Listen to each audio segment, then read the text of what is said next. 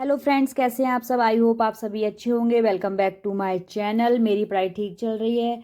I hope आप सबकी भी पढ़ाई अच्छी चल रही होगी। मेरे बेटे को भूख लगी तो उसने कहा मम्मा मुझे भूख लगी है, मेरे लिए कुछ हेल्दी सा बना दो। तो बस फिर क्या था, मैं आ गई किचन में उसके लिए कुछ हेल्दी बनाने के लिए। और फ्रेंड्स, हमारी लाइफ में ना हर तरह की प्रॉब्लम्स आती हैं, पर इसका मतलब ये नहीं है ना कि प्रॉब्लम्स को देख करके हम लोग अब पैनिक हो जाएं या अपने आप गिव अप कर दें। नहीं, लाइफ में हर हर तरह की प्रॉब्लम है। अच्छे से अच्छा वक्त आता है और बुरे से बुरा वक्त आता है। अच्छे से अच्छे वक्त में भी ज़्यादा खुश नहीं होना चाहिए और बुरे से बुरे वक्त में भी ज़्यादा दुखी नहीं होना चाहिए। हमें जो अपनी लाइफ है ना उसको कांस्टेंट रखना चाहिए। हमें अपनी सिचुएशंस को, अपनी प्रॉब्लम्स को कांस्टेंट रखना चाहिए। ना तो हमें ज़्यादा दुख शो करना चाहिए और ना ज़्यादा हमें खुशी शो करनी चाहिए, क्योंकि दोनों ही कहीं ना कहीं हमारी मेंटलिटी को डिस्ट्रैक्ट कर देती हैं। अगर कुछ बुरा हो तो इतना दुखी नहीं होना चाहिए कि तुम उस दुख को सह ना पाओ, और कुछ अगर अच्छा होता है तो इतना इतना खुश नहीं होना चाहिए ना, इतना खुश नहीं होना चाहिए कि ऐसा लगे कि बस यहीं पे ही है सब कुछ स्टेबल, आगे कुछ नहीं है, इतना ही था। तो ऐसा नहीं है, क्योंकि लाइफ है, जीवन है, तो प्रॉब्लम्स हैं तो सिचुएशंस क्रिएट होती हैं। अगर सिचुएशंस नहीं होंगी, प्रॉब्लम्स नहीं होंगी, तो जो हम लोग जो हैं, ह्यूमन बीइंग्स जो हैं, जो चीज़ तो फिर सिर्फ हमारा जीवन क्या है, सिर्फ चलता रहेगा। उतार चढ़ाव जिंदगी में पता ही नहीं चलेंगे।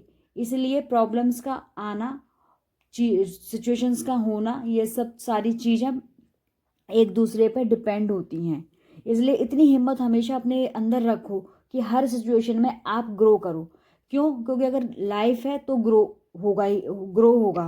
प्लांट्स, एनिमल्स, ह्यूमन बीइंग्स, इन सब में लाइफ है तो ये सारी चीज़ें ग्रो करती हैं और ये वक्त के साथ ग्रो करती हैं। कुछ एक टाइम और समय के साथ सिचुएशंस जो हैं वो निकल जाती हैं।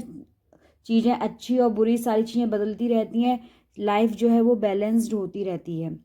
लाइफ से फ्रेंड्स, अगर हमने कभी मेहनत की और हमें उस उतना अचीवमेंट नहीं मिला है, तो इसका मतलब ये नहीं है कि हम वहाँ पे पैनिक होकर के और अब उम्मीद छोड़ दें। ऐसा नहीं होता। हो सकता है कि शायद इससे बेटर, इससे अच्छा कुछ हमारे लिए हो, जो हम डिज़र्व करते हो। तो हमेशा पॉजिटिव थॉट्स के साथ ही अपनी लाइफ को आगे फॉरवर्ड करना चाहिए। स्टेप आउट करना कोई जेन्युइन रीज़न नहीं है। तो फाइनली हम आते हैं अपने टॉपिक पे। तो हम लोग क्या पढ़ रहे थे? तो हम लोग पढ़ रहे थे इंडिविजुअल डिफरेंसेस। आज हम नया टॉपिक पढ़ेंगे इंडिविजुअल डिफरेंसेस। पर इससे पहले जो हमने पढ़ा था वो पढ़ा था हमने स्टेजेस ऑफ डेवलपमेंट। तो थोड़ा सा हम उसको रिवाइज कर लेते हैं। तो स्टेज ऑफ डेवलपमेंट में क्या पढ़ा था हमने, जिसमें 4 स्टेजेस थी। That is infancy, in early childhood, letter childhood, adolescence.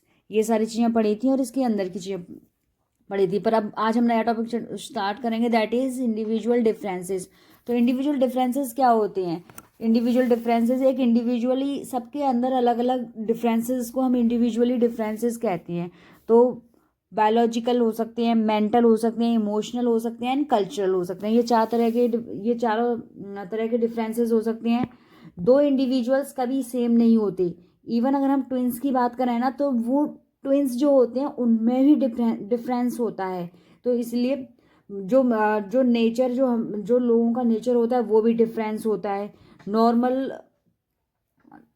जो नॉर्मल डिफरेंसेस हैं वो है कलर, शेप, साइज, इंटेलिजेंस। से हर एक बंदे का डिफरेंट रहता है। सब कलर में, शेप में, साइज में, इंटेलिजेंसी में, मेंटेलिटी में, सारे जो जितने भी इंडिविजुअल्स हैं, जितने भी ह्यूमन बीइंग्स हैं, सबका जो मेंटल लेवल है वो सब डिफरेंस रहता है। लैंग्वेजेस डिफरेंस रहते हैं। तो बेसिस ऑफ डिफरेंसेस कि किस किस बेसिस पर डिफरेंसेस होते हैं तो हमारे इस डाइवर्सिटी में, तो हम एक बार इसको ज़्यादा चेक कर लेते हैं। Language, caste, gender, community, religion.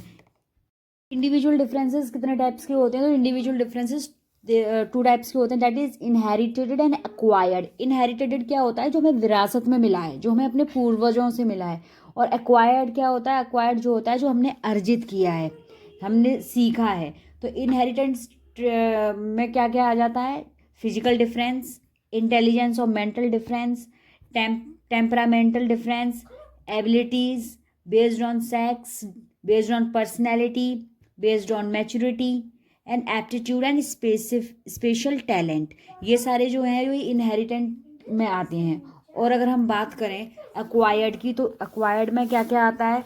Social difference, emotional difference, cultural difference, learning styles, languages, interest and attitudes, ये सारी चीज़ें हम एक्वायर्ड करते हैं, ये हम सीखते हैं, ये हमें विरासत में नहीं मिली हैं, तो ये सारी चीज़ों को हम सीखते हैं, इसलिए ये सारे डिफरेंसेस आते हैं।